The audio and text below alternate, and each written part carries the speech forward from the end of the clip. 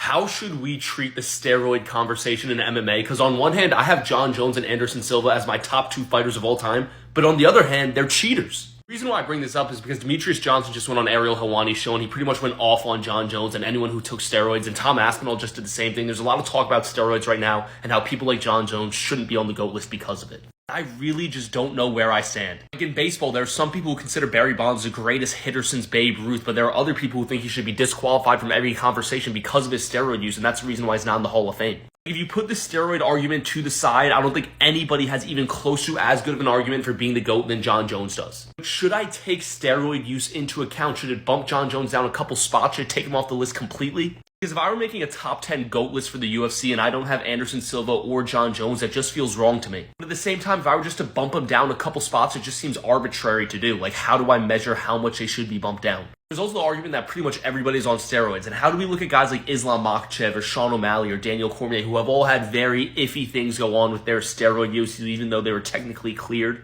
I don't know, the whole topic is just very confusing to me. I'm not decided on how I like to think about it, so let me know what you think in the comments. How should we treat guys who have used steroids in MMA?